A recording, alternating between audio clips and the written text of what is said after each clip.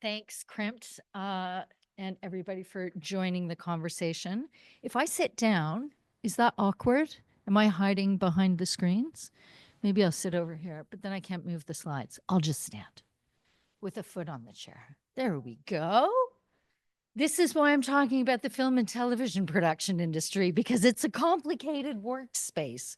The work that I'm going to present to you today is from a project that myself and Justine Ferrer and my colleague Vejune at Tallin University did with the Australian Cinematographers Society. We started it in 2020. Some of you may remember 2020. That was a spicy year to begin a research project. And we eventually launched the report in 2022. Why was I so keen to do some work with the Cinematographers Society? Well, at its most basic, you can't make a movie without a camera. You can make a movie without special effects. You can even make a movie without hair, makeup, and wardrobe. But you cannot make a movie without a camera. And remarkably, we actually know very little about the camera department, despite its absolute centrality in the production process.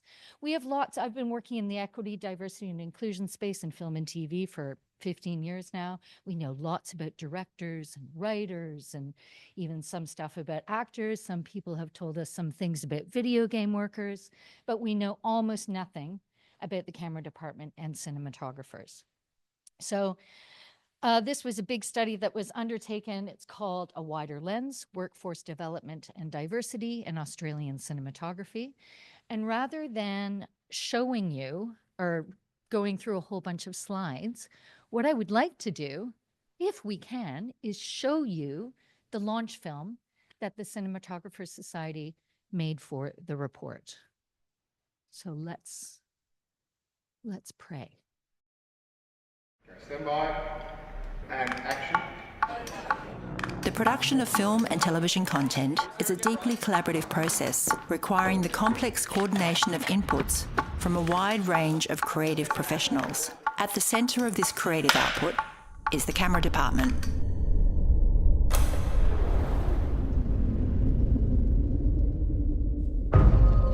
The Australian Cinematographers Society commissioned a team of researchers led by Deakin University to conduct a comprehensive study on workforce development and diversity for camera professionals working in the Australian film and television industry.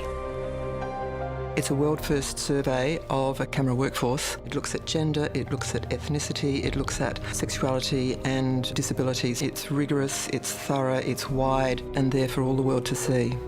All of this is not about replacing one group with another group. It's about, as we grow the pool, let's make the pool more diverse. There is a shortage of people working at the moment. We grow the pool, we make it more diverse and more sustainable. It's not like we have to say, okay, you're not needed anymore, let's replace it with somebody else. They're going to be needed more than ever, especially their experience. Our screen stories are where we learn about ourselves and each other. We put our children in front of screens often before they can walk. They are places where we socialize ourselves, and that's why a diversity of screen stories has to come from a diversity of screen storytellers. The figures, they just show this amazing disparity in opportunity and participation between women and men, and also with Indigenous and disabled people. It's surprising that it's as massive as it is. You don't start in a career like this thinking, oh, I'm a woman of colour. You know, this is going to be hard. You start because you saw a movie that changed your life, you know? You saw an image that you thought, oh my God, this is the most beautiful thing I've ever seen in the world. Can I do that? The numbers that are on the page don't reflect the experience that you have when you walk down the street anywhere in Australia. If you were to really take stock of the people that you see, you know, it's a very, very mixed bag. You want the people in our camera departments and, you know, our directors and stuff and the representation of those people to sort of catch up with the real world. anyone from any background, they could bring their own sort of, taste, color, story. Me as Afghani background, I am living in this country. That is called a diversity. The more normal it becomes just to see every type of person, both in front and behind the camera, I think that's going to make our Australian film industry strong, and it's also going to make it sustainable into the future. We've worked for 2.5 years to get this report. What needs to happen now is that people see the report, hear the report, understand what's in it, and go, I'm going to take action. Because every single thing that happens in the world starts because someone somewhere says, I'm going to do something. I work in a business school. We cover lots of different industries, and I would challenge anybody to tell me an industry that can match the amount of work that can get done by the film and television sector in a single day. It's always going to be stressful. It's always going to be difficult. I've cried several times because it was so stressful, but not in front of other people. So competitive, and there are so many people that want to get into the business that I feel that sometimes, because the stakes are so high, maybe we have let down the fact that we are working with people and that we have to take care of people. Having a balance between both your mental and physical health is integral to doing a good job as a cinematographer. If one side is let down, the whole thing will fall over. It's up to each individual to help make change. It's not up to just the people at the top or the people knocking at the doors. If we all do our bit, we can really help make change. If we want to grow the industry, it's going to require inclusively. It's going to require a change in fundamental industry practices and norms and values.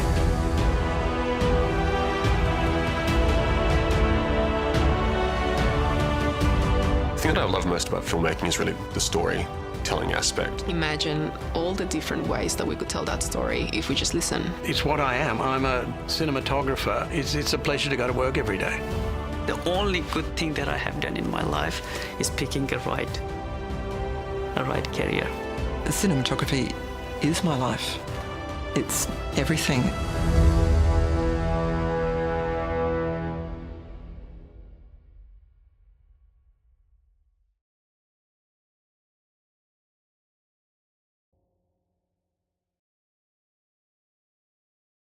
So that gives you a flavor of the types of material that we covered in the report. What I'm going to do for you today, as more of an academic exercise, is to locate this particular study, though, within the extreme and edgework literature. This is a contribution to the edgework literature to which Johanna Westar and others in CRIMT have contributed. It's also a contribution to cultural labor studies, which doesn't always do a very good job of talking to labor and employment relations intellectually. And to do this, I'm going to build very briefly on Granter's 4 dimensions of work intensity: temporal, physical, emotional, and organizational, as an attempt to advance our theoretical lens. So why extreme work? Well, here are 2 examples that one of which you are likely familiar with. In 2021, Helena Hutchins, the director of photography on Rust, died after being shot with live ammunition by actor and producer Alec Baldwin, and those lawsuits are ongoing. So that's one example of how dangerous and an extreme example of extreme work in the film and TV industry, but it's certainly not the only camera professional who's ever died on the job. In fact, camera professionals die at a higher rate than stunt people. And you think, why is that? It's the stunt people who are doing the really dangerous things, and it's because it's the camera professionals who record it. So they're the last ones to get out of the way when something goes wrong. The other case here is Sarah Roberts. Sarah was also working on a low-budget, non-union, independent film when she was asked to do a shot on a railroad track, and they didn't know a train was coming, and she got murdered. Well, she got killed by a train at work. And that started a movement called Slates for Sarah in 2014, which obviously has changed very little. We can talk about, there's numerous occupational health and safety regulations and all kinds of things, but they're only so good as they're enforced. We know these stories. 2 minutes. That's not true. I reject that argument. Okay. Let's then get through the theory pretty quickly and get to the good bits at the end. I think what the movie exemplifies for me is the challenging dimensions of work, but also the passion that cinematographers have for their jobs. Rationally, you would think, why would you want to go work on a show where you have absolutely zero employment stability, income stability, you work antisocial, irregular hours, it's project-based work, your work can last from 1 day to maximum maybe 8 months. And so that entire work model creates temporal and physical and psychological and social risks. But it also comes with really high rewards, I think, as you saw at the end of the launch film. We can talk more about this, but I think the dimensions of work intensity in the film and TV industry have actually been relatively well covered in the literature. It's a very, very challenging job on a whole number of fronts. But what hasn't really, these are the consequences, of what we found in the study of these dimensions. 60% of respondents report that work-related stress negatively impacts their mental health. These are crisis levels. There's over 650 respondents to the survey, by the way. 60% report that their average work schedule doesn't enable them to balance their personal and professional lives. It doesn't allow them opportunities to take care of their physical health. And 42% respond that they're not comfortably able to raise questions about their work schedules in relation to their personal lives, which obviously has lots of consequences for workforce retention and well-being. We also got to people who had left the industry. Can I beg you for 2 minutes, Jenny? I beg. I'll be very quick. Getting to people who have quit is really hard, but really important if you want to talk about workforce development and sustainability.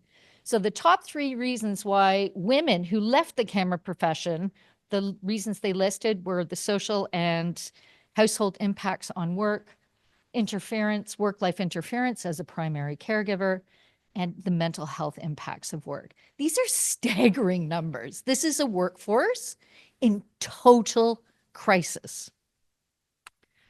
We want to add one more dimension, though, which is the psychosocial dimension of work intensity. And we don't think this has been properly accounted for. And this is collective experiences of bullying, harassment, and discrimination for equity-seeking groups. I have 2 slides left. That's it.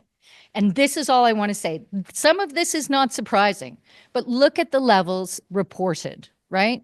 89% of women and 75% of the gender non-binary populations report sexism, 50-50 for Indigenous and non-European on racism, ageism, homophobia, and disability. All really, really high levels that are experienced. Here is the really interesting bit, and I'm going to finish here. We asked people what they saw at work, because you can't solve a problem that you don't think exists. And this, to me, starts to point to the kinds of interventions we need to start focusing on, because 91% of women reported they'd seen sexist discrimination at work, but only 55% of men had. 54% of LGBTIQ2S+ respondents said they had seen homophobia at work. Less than 30% of the straight population had. Same with racism. Disability is shocking. 47% of respondents with a disability reported seeing disability discrimination at work. 14% for respondents who do not identify as disabled. So I argue that we're not even looking at the dimensions of work intensity for already marginalized groups, and therefore are incapable of effectively acting to address them.